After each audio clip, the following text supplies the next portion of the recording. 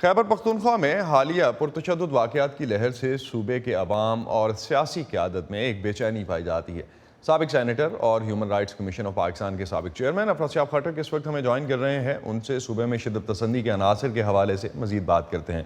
افراد صاحب، عام لوگ تو عسکریت پسندوں کے خلاف آواز بلند کر رہے ہیں۔ کل کے مینگورہ والے مظاہرے میں سیاسی رہنماؤں کی طرف سے بھی بہت سخت زبان استعمال کی گئی۔ کیا حکومت اور سیکیورٹی ادارے وہ اقدامات اٹھا رہے ہیں جن کی ضرورت ہے؟ جی، بڑی مہربانی آپ کی۔ میں اصل میں کل مقررین میں سے میں بھی ایک تھا۔ مقررین لوگوں کے چہرے پڑھ کے تقریریں کر رہے تھے اور یہ غم و غصہ لوگوں کے سینوں میں پایا جاتا تھا اور ان کے نعروں میں پایا جاتا تھا۔ لوگوں کو یاد ہے کہ 2008 اور 2009 میں جیسے ان کے علاقے کو دہشت گردوں کے حوالے کیا گیا، طالبان کے حوالے کیا گیا، جس کی وجہ سے انہوں نے مصائب جھیلے، ان کے اوپر مظالم ہوئے، ان کا قتل عام ہوا، ان کے گھر لوٹی گئے، ان کی عزتیں لوٹی گئی۔ تو ایک تو یہ بات ہے۔ دوسری بات یہ ہے کہ لوگوں کو یہ اندازہ ہے کہ حال ہی میں طالبان سے ٹی ٹی پی سے مذاکرات کے نام پہ جنرل فیض نے جو شروع کیا تھا، اس کی وجہ سے طالبان دوبارہ آ گئے ہیں اور کوئی معاہدہ وغیرہ کوئی چیز نہیں لوگوں کو بتائی گئی، لیکن طالبان ان کے علاقے میں آ گئے ہیں۔ وہ گاڑیوں پہ فائرنگ کر رہے ہیں، وہ لوگوں کو اغوا کر رہے ہیں، اغوا برائے تاوان کر رہے ہیں، اور ایک طرح سے انہوں نے متوازی حکومتیں قائم کی ہیں، وہ اپنی عدالتیں بنا رہے ہیں۔ تو لوگوں میں غم غصہ ہے، وہ کہتے ہیں ریاست کہاں ہے؟ وہ اتنا جو ہم خرچہ کرتے ہیں دفاع پہ، اتنی ملک اور اتنی بڑی فوج، تو اپنے لوگوں کی حفاظت نہیں کر سکتے، اور سوات جو ہے وہ تو ڈیورنڈ لائن سے دور ہے، وہاں تک یہ پہنچ کیسے گئے ہیں؟ تو جو حالات آپ بتا رہے ہیں افراد صاحب، یہ اسی طرح کے حالات ہمیں لیٹ 2010 کے پاس اگر ہم وہی سوات آپریشن کی اس زمانے کی بات کرتے ہیں تو اس وقت بھی اسی طرح کے حالات سے کتنا مختلف ہے اس وقت وہاں پہ؟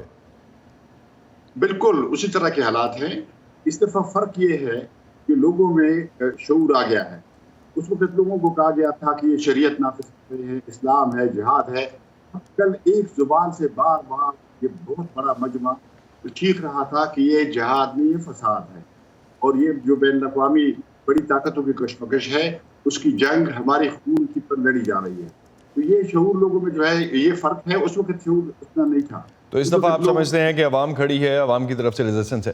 ایک دوسرے پہلو پہ اگر ہم دیکھیں، آپ نے بھی ذکر کیا جس طرح سے مذاکرات ٹی ٹی پی کے ساتھ تھے، کافی عرصے تک ٹی ٹی پی سے حکومت نے مذاکرات کی کوشش کی ہے، اور ایمن الظواہری کے ڈرون میں مارے جانے کے بعد یہ عمل تقریباً ختم ہو چکا۔ آپ کے خیال میں کس طرف جاتے ہیں حالات؟ یہ اگر اسی ڈائریکشن میں جس طرح کی بن رہی ہیں چیزیں، تو کس ڈائریکشن میں جائیں گے آگے حالات؟ جی، میرا خیال ہے، میری ناقص رائے، میری ناچیز رائے یہ ہے کہ اصل میں مذاکرات تو ایک ڈھونگ تھا، ایک اسموک اسکرین تھا ان کو یہاں لانے کے لیے۔ میں سمجھتا ہوں جو پاکستانی جرنیل ہیں، انہوں نے جیسے طالبان کو افغانستان کے اوپر مسلط کیا ہے، اسی طرح پاکستانی پشتونوں کا علاقہ بھی ان کے حوالے کر رہے ہیں۔ جی، وزیرستان سے لے کر سوات تک یہ آ گئے ہیں، پہاڑوں کی چوٹیوں پر آ گئے ہیں۔ بنو میں اس دن گیا تھا پچھلے ہفتے، بنو میں وہ عدالتیں بنا رہے ہیں، سوات میں عدالتیں بنا رہے ہیں۔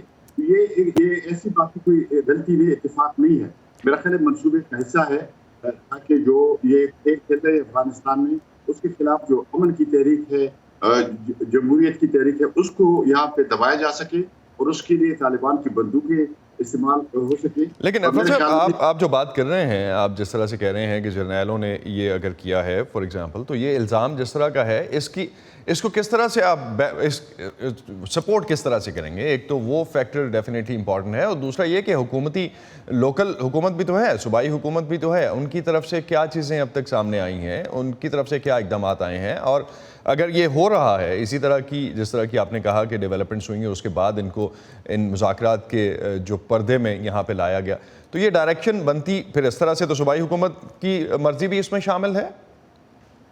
اس صوبائی حکومت سے پوچھتا کون ہے؟ یہ وزیر اعلیٰ کا حلقہ ہے، وزیر اعلیٰ سوات سے ہیں، ایم پی ایز ہیں ان کے۔ کل یہ غائب تھے، ایسے غائب جیسے گدھے کے سب سے سینگ غائب ہوتے ہیں۔ عمران خان جلسے کر رہے ہیں، جلسے پہ جلسہ، اور چیزیں کہہ رہے ہیں، اس بات کے بارے میں ایک لفظ بولنے کو تیار نہیں ہے۔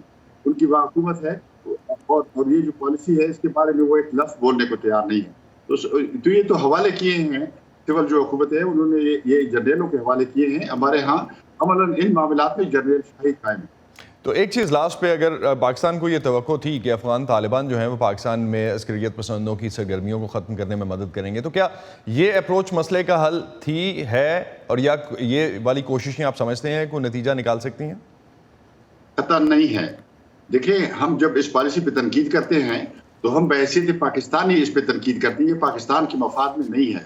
پاکستان اقتصادی طور پر دیوالیہ ہے اور ہم ایک طرح سے ایک اقتصادی ترقی نہیں کر سکتے, صنعتی ترقی نہیں کر سکتے, ہم پڑوسیوں کے ساتھ اچھے تعلقات قائم نہیں کر سکتے اسی پالیسی کی وجہ سے.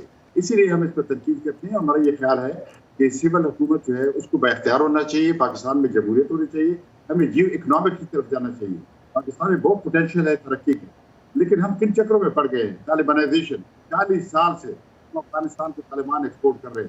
تو اسی لیے ہم کہتے ہیں کہ یہ پالیسی غلط ہے, یہ تبدیل کرنے کی ضرورت ہے. پاکستان کو اس سے بہت نقصان پہنچا ہے, خدا نخواستہ بہت بڑا نقصان, اس سے زیادہ نقصان پہنچ سکتا ہے.